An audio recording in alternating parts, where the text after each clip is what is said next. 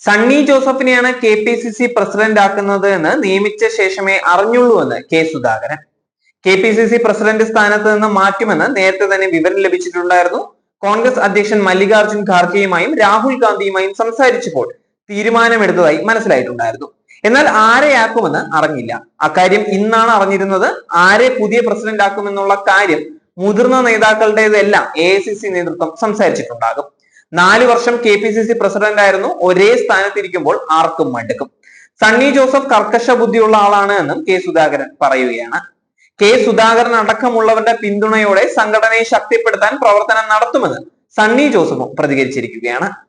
സുധാകരനെ KPCC president സ്ഥാനത്ത് നിന്ന് മാറ്റാതിരിക്കാനുള്ള അണികളുടെ ശ്രമം പാഴാവുകയായിരുന്നു. സേവ് കോൺഗ്രസ് എന്ന പേരിൽ കാസർഗോഡും കണ്ണൂരിലും വ്യാപക പോസ്റ്റർ ഫ്ലെക്സ് പ്രചാരണമാണ് ഇവർ നടത്തിയിട്ടുണ്ടായിരുന്നത്.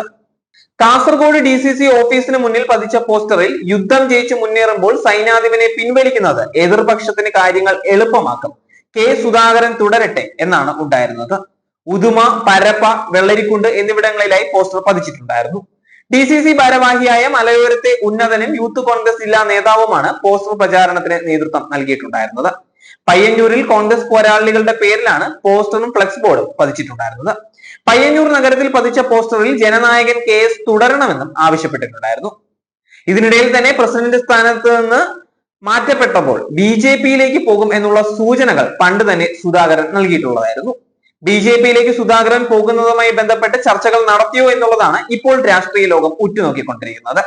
രാജീവ് ചന്ദ്രശേഖരന് അതിയായ ആഗ്രഹമുണ്ട് സുധാകരൻ BJP-യിലേക്ക് വരണമെന്നുള്ളത്. കാരണം RSS-ൽ നിന്ന് വളർന്നു വരാത്ത ഒരാളായതുകൊണ്ട് തന്നെ രാജീവിന് BJP-യിൽ വേണ്ടത്ര പരിഗണന ലഭിക്കുന്നുമില്ല. അതുകൊണ്ട് തന്നെ സുധാകരനെ BJP-യിലേക്ക് കൊണ്ടുവരുന്നതോടെ രാജീവിന്റെ ശക്തി കൂടും എന്നുള്ളത് രാജീവ് ചന്ദ്രശേഖരൻ പ്രതീക്ഷിക്കുകയാണ്. ആന്റോ ആദ്യം തന്നെ എതിർപ്പ് പ്രകടിപ്പിച്ചിട്ടുണ്ടായിരുന്നു. ആന്റോ ആന്റണിയെ ചാക്കിലിടാനും BJP ശ്രമങ്ങൾ തുടങ്ങിക്കഴിഞ്ഞു എന്നുള്ളതാണ് ലഭിക്കുന്ന സൂചനകൾ.